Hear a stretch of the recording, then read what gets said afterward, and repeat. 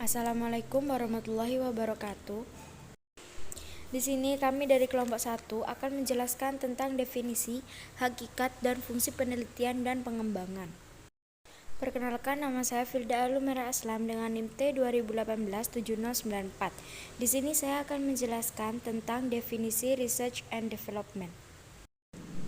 Metode penelitian dan pengembangan atau biasa disebut dengan research and development di sini adalah suatu metode penelitian yang digunakan untuk menghasilkan produk tertentu dan menguji keefektifannya. Sedangkan menurut Borg and Gall, yang dimaksud dengan model penelitian dan pengembangan adalah a process used, develop, and validate educational product. Sedangkan menurut Sukmadinata, penelitian dan pengembangan di sini merupakan pendekatan penelitian untuk menghasilkan produk baru atau menyempurnakan produk yang telah ada. Produk yang dihasilkan bisa berbentuk software ataupun hardware seperti buku, modul, paket, program pembelajaran ataupun alat bantu belajar lainnya. Nah, penelitian dan pengembangan berbeda dengan penelitian biasa yang hanya menghasilkan saran-saran bagi perbaikan. Penelitian dan pengembangan menghasilkan produk yang langsung bisa digunakan. Seperti itu. Assalamualaikum warahmatullahi wabarakatuh. Perkenalkan, nama saya Siti Habibatul Masuroh dengan NIM T 2018-7080. Di sini saya ingin melanjutkan presentasi dari teman saya, yakni tentang definisi penelitian R&D. Pada mulanya, penelitian R&D ini diaplikasikan di dunia industri yang merupakan ujung tombak dalam dunia industri untuk menghasilkan suatu produk baru yang benar-benar dibutuhkan oleh pasar. Menurut Borg and Gold, tahun 1989, hampir 4% biaya dipakai untuk melakukan penelitian R&D ini.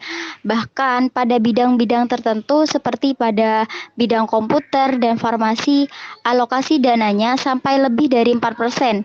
Sedangkan untuk bidang-bidang pendidikan dan sosial, peranan R&D masih amat kecil, yaitu kurang dari 1% dari biaya pendidikan secara keseluruhan.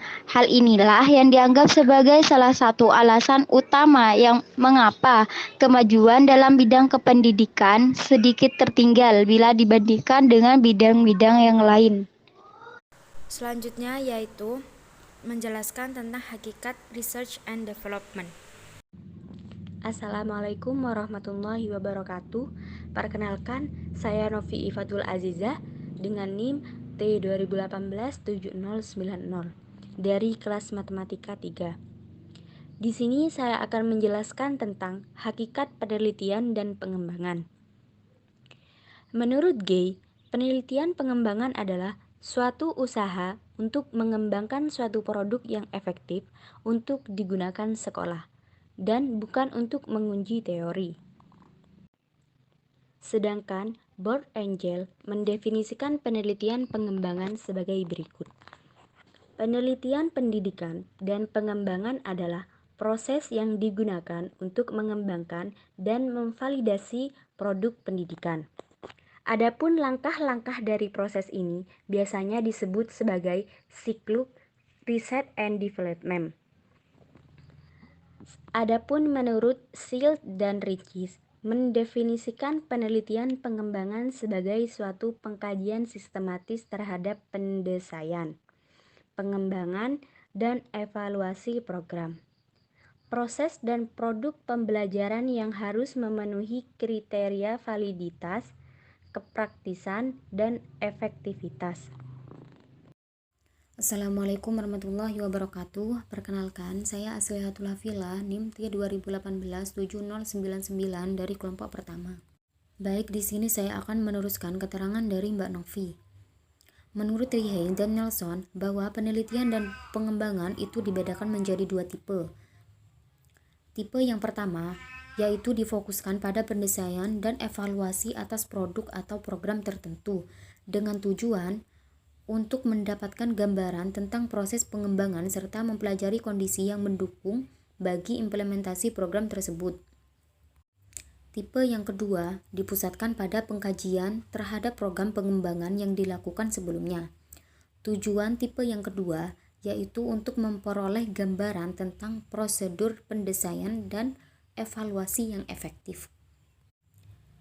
Jadi, berdasarkan pendapat-pendapat di atas, hakikat dari penelitian dan pengembangan bukanlah penelitian untuk menemukan teori, melainkan penelitian yang bertujuan untuk mengembangkan atau menghasilkan suatu produk.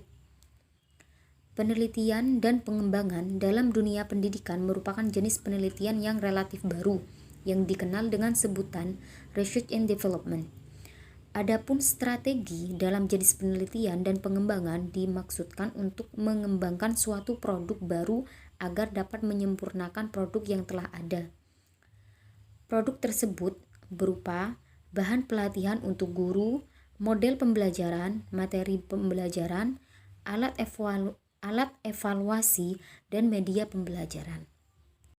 Selanjutnya yaitu menjelaskan tentang fungsi research and development. Assalamualaikum warahmatullahi wabarakatuh. Perkenalkan, nama saya Ferry Irawan, NIM T 2018-7113. Kali ini saya akan sedikit membahas tentang fungsi penelitian pengembangan R&D dalam bidang pendidikan. Adapun fungsi pengembangan R&D dalam bidang pendidikan yaitu ada 4 bagian. 1. Bagian kurikulum, yang kedua teknologi dan media, yang ketiga pelajaran dan instruksi, yang keempat pendidikan guru dan didaktis. Yang pertama yaitu bagian kurikulum.